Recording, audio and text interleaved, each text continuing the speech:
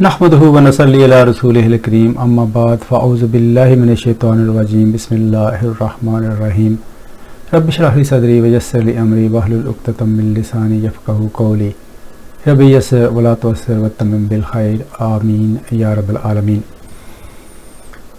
We have been covering different aspects of a noun. We know that a noun has four different characteristics. We have covered i'rab, we have covered jins, we have covered adad. Today we are going to focus our attention on was'a, which is fourth characteristic, fourth attribute of a noun. Was'atun will be the pronunciation if we fully vocalize it. So from the was'a point of view, we can divide noun into two categories, nakira and ma'rifa.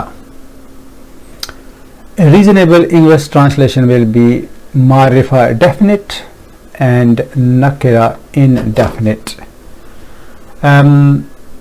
For a definite noun, its area of influence tends to be limited, while for indefinite noun its area of influence tends to be wider compared to the definite noun. Or we can say definite noun is restricted in its action and indefinite noun tends to be kind of unrestricted in its area of influence. We can also translate nakira as common noun, because in English we have addressed this issue under the headings of common noun and proper noun. So this we can call common noun,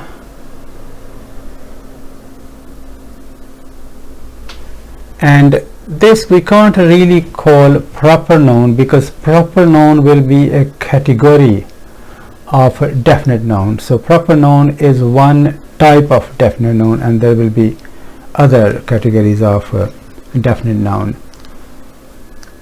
It is better called, in English we call it a type of noun or kind of a noun, and from the Arabic point of view really it's better to call it capacity of a noun, capacity or area of influence,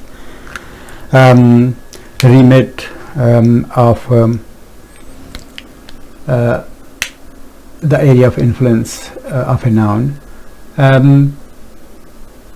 which is better because, for example, if a teacher asks students, there are 30 students in a class, and teacher asks them, can Hamid fetch me a glass of water? And hopefully there will be only one Hamid, and Hamid will go and bring a glass of water for his teacher.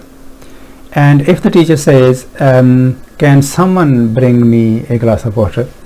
So no, the possibility is any of those 30 students. So the possibility has increased, the area of influence of the noun has increased.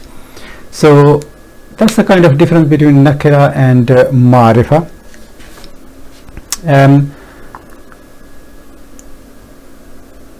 In Arabic, we can say every noun will be considered to be a nakira unless we prove that noun to be definite. It makes it easy to address this topic that way. You probably remember when we were discussing jins of a noun, we said every noun in Arabic will be considered muzakkar unless we prove that to be muannas. So it becomes easy. At that time we looked at different nouns and how a noun could be considered to be muannas, and if a noun wasn't muannas then it was considered to be muzakkar. And here what we are going to do is we are going to look at various categories of ma'rifa, and if a noun doesn't fit into those categories we will consider that noun to be nakira. So let us move one step further than from here. We can call this aqsamul ma'rifa, types of ma'rifa. Qismun is wahid, qism type, and aqsam will be plural, which will be broken plural. So aqsamul ma'rifa,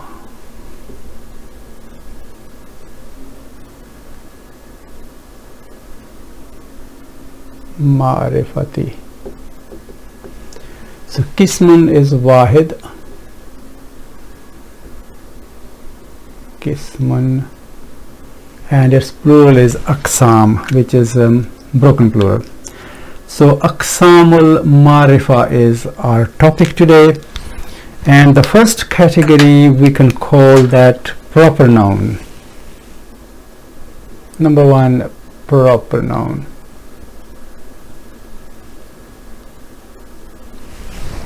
Proper noun in Arabic translation will be ism alam.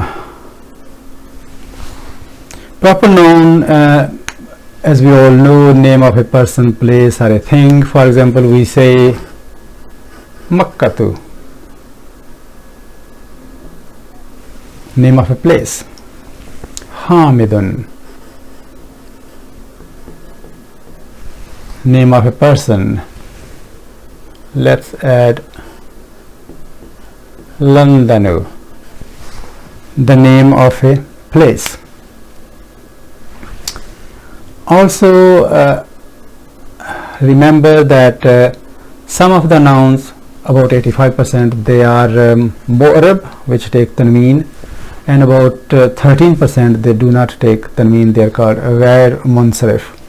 So here Hamid is munsarif, Makkatu ghair munsarif, and Londonu is ghair munsarif as well. So that's ism alam. Alam basically is a word used for flag, and those of you who has been to Hajj, you will know that it tends to be extremely busy, and there tends to be an ocean of people out there, and there are different groups from different countries, and you usually belong to a group, and if you become separate from your group, you will know that your group will carry a particular flag, and you will know the color of the flag and the design of the flag, and from a distance you will be able to identify, to make out where exactly your group is, and hopefully you will gradually go and join your group. So alam becomes a kind of sign allocated to something, and which makes it prominent. So ism alam means really that, and the name of a place, person, or thing. So that's category of proper noun. Then we have certain pronouns. They are also definite, and we are very familiar with personal pronouns,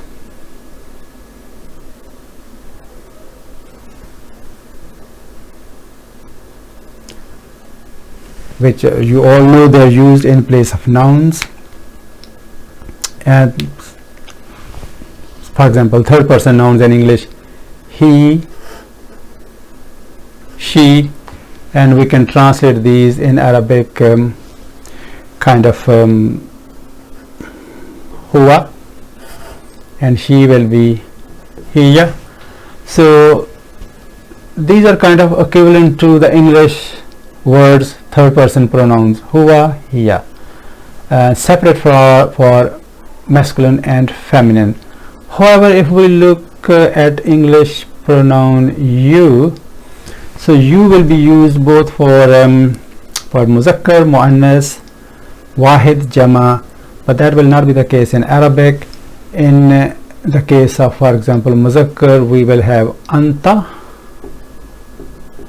and for muannas we will have anti. So here we become more specific.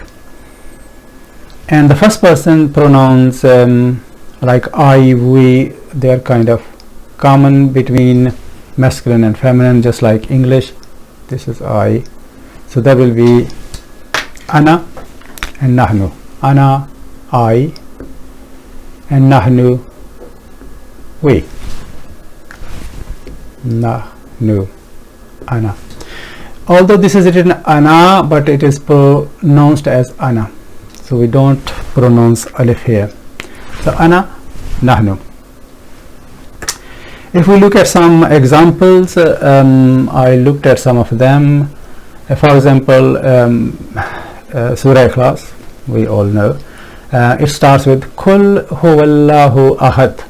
So Kul is fail, Huwa Allahu. So he is Allah, Huwa Ahadun, he is one. Okay, so here, because Allah lafz jalala is masculine and singular, there can't be anything more singular than that, so we have used singular muzakkar pronoun, and here again singular muzakkar pronoun huwa has come. Why it's huwa Allahu and huwa ahadun? Sometimes grammarians say that way. We will analyze this surah in detail inshallah in the future, so we will know at that time how to analyze this and how we can translate this and how the translations then tends to differ from one another.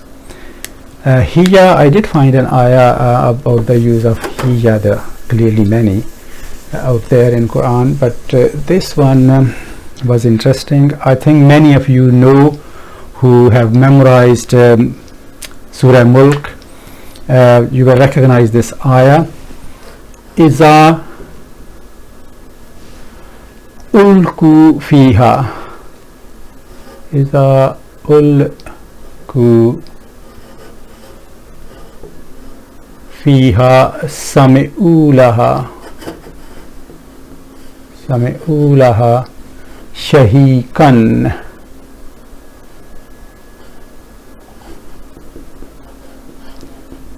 Shahikan wahiya tafur. So hiya here, wahiya tafur. So here we are talking about Jahannam, and remember when we were discussing jinns, and we said types or kinds of feminine nouns, and there was a miscellaneous group, and in that miscellaneous group we said the names of fire are feminine in Arabic. So Jahannam is, well, it's a fire anyway. Jahim is feminine, Nar is feminine. So Iza ulku fiha sami'u laha, when they will be thrown in it, sami'u laha, they will hear her, shahikan wahiya tafur. So wahiya tafur, woe here is not really means and. Quite commonly woe is used in the meaning of and, but here it isn't, and this is a special kind of woe which is called woe haliya. We will know when we will discuss different types of woe in Arabic. So this gives the meaning of this being a single entity, kind of a masdar. It changes the whole sentence into masdar, and the translation usually will be that her being in a state of boiling, when they will be thrown in it, they will hear her shahikan, which will be sound, which is a kind of sound which if you have seen donkeys, I don't know, when they're excited or something, I mean they produce a sound which is inhaling sound. So when they inhale, they produce a very unpleasant sharp kind of sound.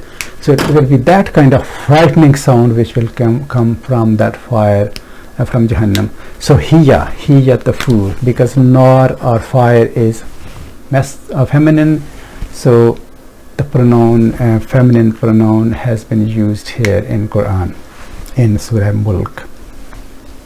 So personal pronouns, I have not covered clearly every personal pronoun because our topic today is not personal pronouns. It is just an introduction, and I'm just counting the numbers, type of nouns which are definite. So these are personal pronouns, a few of them. Anta, I've got certain examples of here. Anta, for you we say anta, anta, and anti for feminine. In Surah Yusuf, when his brother came second time to get something, eat and drink, etc.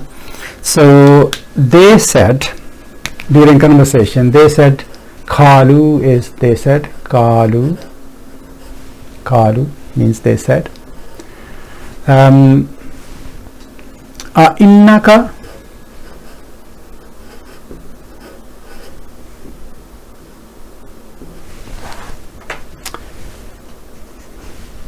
so they said Kalu innaka la anta Yusufu.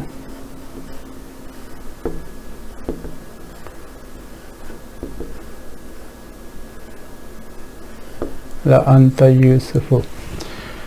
Basically, this is a little bit more complex than simply saying anta Yusufu. That's basically what we're saying, what they wanted to say. Anta means are you. Is kind of used for questioning. It's a particle of question. Anta, are you anta Yusufu? Yusufu. Are you Yusuf?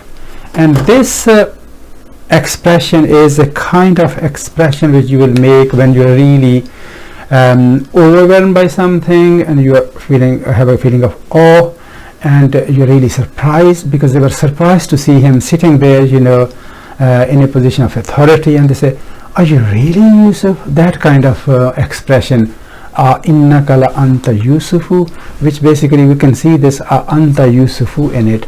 And Yusufu is masculine, and anta masculine pronoun has been used, anta, not anti here. And if we want to address a woman, then we can say anti Maryamu. Couldn't find an ayah. Anti Maryamu, for example. There may be somewhere in Surah Maryam. So anti Maryamu, are you Maryam?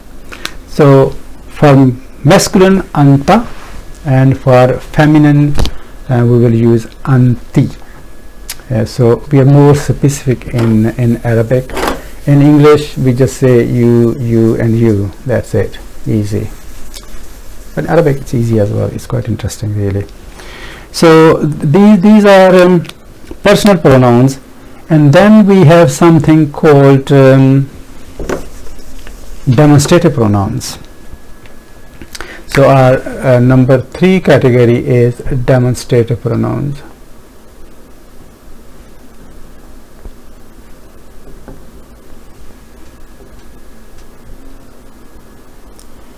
These nouns are used to point to something, and again they will be masculine, feminine, wahid, jam'a, and there will be also for tasniya as well, and personal pronouns will also be different for tasniya. And we are not going into details of those, we are just counting the numbers here and a few examples, but we will discuss these as a topic again in a future video. So for demonstrative pronoun, for example, in English we say this for something which is near to us, and that, something which is at a distance. So for this in Arabic we say haza. We're very familiar with this, haza. If it is muzakkar, and if it is muannas, if it is muzakkar it will be haza, and if it is muannas, if this is muannas, that will be hazi he. So haza for muzakkar and hazi he for muannas. And for a distance objects, that we will say zalika and tilka.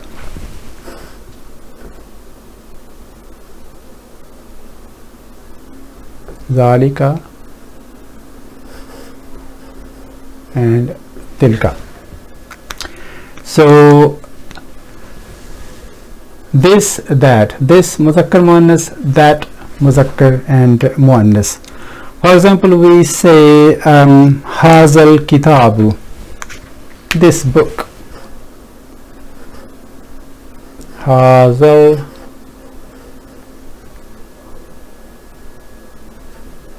kitabu, this book. So haza is masculine, kitab is masculine. And if we want to point to something which is feminine, so for example we can say hazihil qaryatu, this town, this community, this village. So hazihil qaryatu, and this ta marbuta is telling us this noun is feminine, so we're using hazihi, this town, hazal kitabu, this book. So muzakkar for muzakkar, muannas for muannas noun. I did find a few ayah, the use of tilka, that, which means that. So there is a beautiful ayah towards the end of para 1, which is Surah Baqarah, tilka ummatun,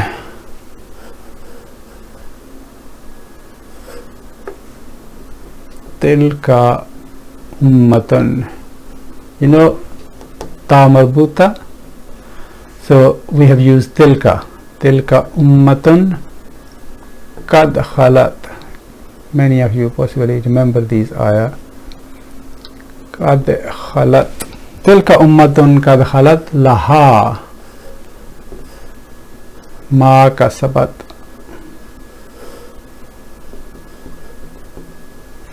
laha ma kasabat walakum ma kasabtum.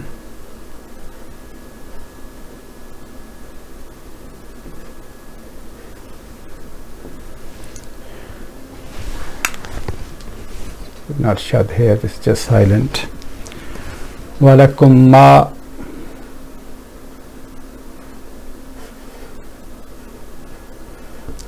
kasabtum.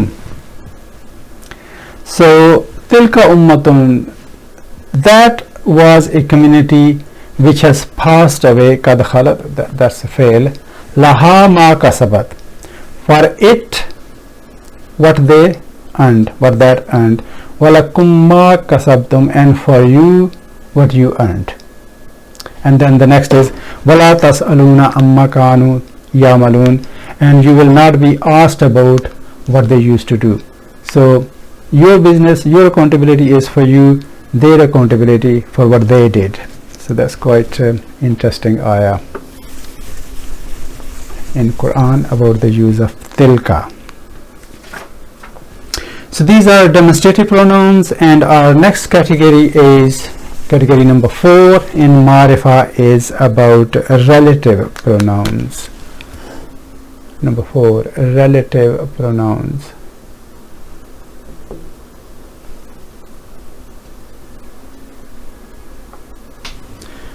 We can also call these conjunctival pronouns.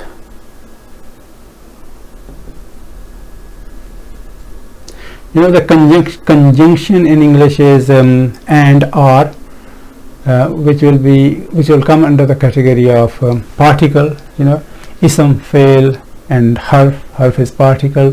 So conjunction is particle, but conjunctival pronouns, they will be nouns. So they will be type of nouns. So relative pronouns are conjunctival pronouns. In Arabic we call them ism mawsul.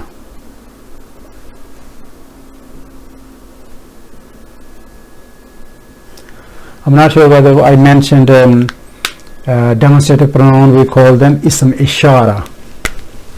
Ism ishara.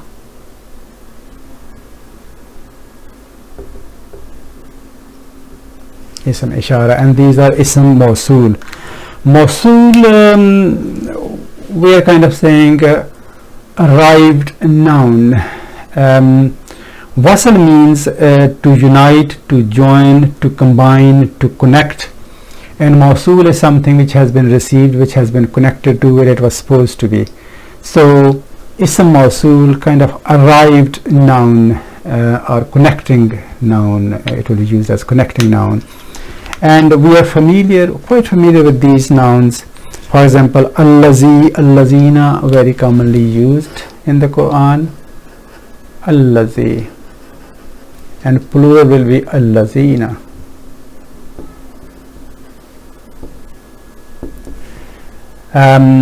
Feminine will be allati, and the plural, which is not that commonly used, as allati, and allahi has been used as well, and allawai has been used as well. So 3 different plurals in Quran has been used of allati. So we will not really today, our topic is not Ismul Mawsul. We will discuss in detail one day, and we will go into all these asma, relative pronouns, but for now just a few. Allazi is wahid, allazina is plural, these are masculine. Feminine is allati, and there are 3 plural types of allati. If we look at an example from our day-to-day life, so it will be easy to understand. If I say, do you know the people who live in the yellow house? Do you know the people who live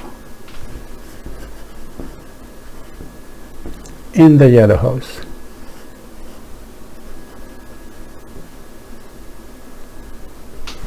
So who, in English we use who for muzakkar, muannas, for wahid, jama, who. But in Arabic, when we use this relative pronoun in place of who, it will be different for wahid and a different different relative pronoun for jama, for example. So if we translate this into English, we will say hal ta'arifu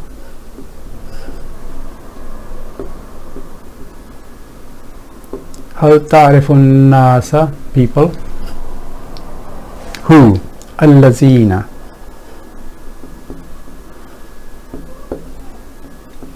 hal ta'rifun nasa allazina, who live. We will have to conjugate fail for plural as well, so yes ku nuna, and then we can say fil baitil asfari,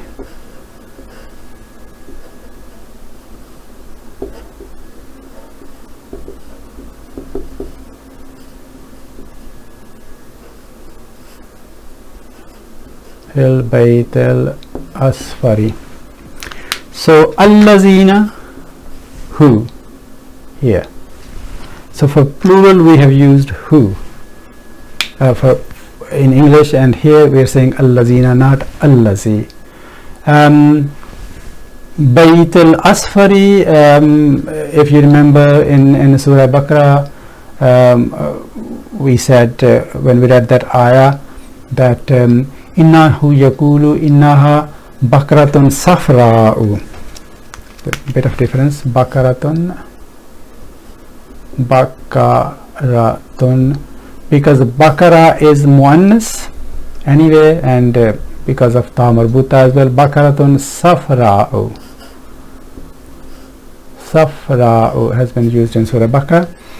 So safra'u is muannas, feminine adjective for Baqarah, and masculine of that is asfaru. If we use, this is jar construction and this is rafa construction, so if fi wasn't there, we will say and then we make it indefinite, we will say baytun asfaru, for example. We'll say baytun asfaru, just a revision of that, baytun asfaru. So that is muzakkar, and muzakkar sifa, and baqaratun safra'u, so muannas mawsuf, and the sifa is muannas as well. So asfaru masculine, safra'u muannas. So that's just an example which we have already looked at.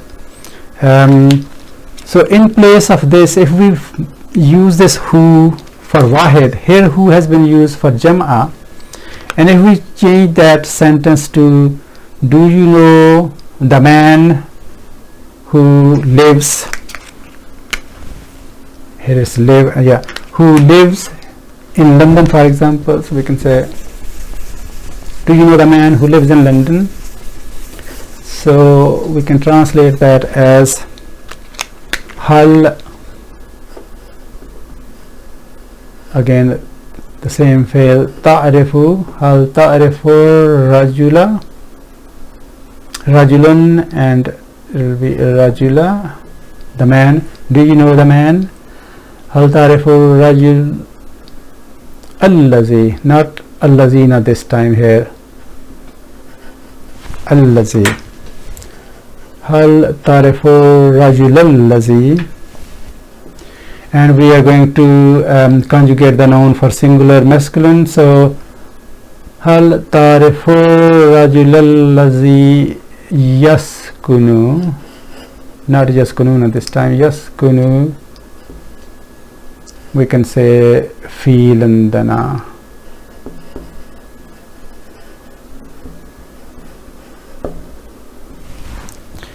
Fi Londana. So here who has been used as allazi. So who allazina and who allazi. So it's used for both. In English, it's used for both, for muzakkar as well as for muannas. Sorry, for wahid as well as for jama. As far as allati is concerned, I looked at an ayah in Surah Waqia. So this is towards the end of the second ruku in Surah Waqia, and that is afara, kind of afara aytum, afara aytumun nar, munnar allati, it will be allati, nar allati. So nar, fire, is feminine, so we have used allati, not allazi. So afara'aytumun nar allati turun is the ayah, turuna. Have you ever considered the fire which you kindle? So this is a translation which has been given, and quite reasonable translation of that ayah. So that's these are some of the relative pronouns. So that was our number 4 category of ma'rifa, relative pronouns, which are ismu mawsul, not ismu ishara. Ismu ishara is demonstrative pronouns, and these are relative pronouns. And our 5th category is very interesting. We think we all know that, and it's very easy, and that is the kind of the type of ma'rifa which we can make ourselves, any ism into ism nakra, we can make that ism ma'rifa. And how we do that? That ism is made definite, any indefinite ism is made definite by addition of, made definite by addition of particle al. So if we add al in front of a noun which is nakira, we can convert that noun into ma'rifa. So al comes as a prefix to a noun, making that noun ma'rifa, and that is equal to the English particle the or the. For example, we say rajulun, a man. Rajulun will be a man, and we add al before that, will become ar-rajulu, a man, the man. Similarly, kitabun, a book, and then al-kitabu,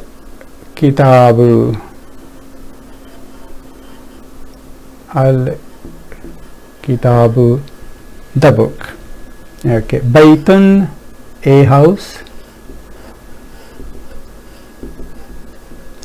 and al-baytu, the house. For example, Kaaba is Al Baytu because that's a specific house, Al Baytu. From Baytun, Al Baytu. Similarly, from Kalamun, a pen, we can easily make it definite by using Al Kalamu. Definite, the pen. So here you can see that when we made an indefinite noun definite, what happened? The tanween has gone. So al and tanween, they do not coexist. Where al comes, tanween goes. So that's an easy way of looking at it, and that also tells us how to identify a noun. There are other markers there are other signs of noun in Arabic, but these two common ones are, if there is a tanween, that is a noun, that cannot be fail, and if there is al on a word, that is also noun, because al never occurs in fail and tanween is never taken by fail. So if we see tanween on a word or we see al on a word, then we can identify those words as nouns. They can never be fail. So we now know two markers by which we can recognize a word to be a noun. What we are going to do is, next time inshallah, we are going to go into details of this topic, al, because it needs a bit of detail at this stage, and the other categories we are going to go into details of those in the future at some time when we thought we need to go into details of those categories. But next time we will inshallah address this issue of al. Subhanakallahumma wa bihamdika ashhadu an la ilaha illa anta astaghfiruka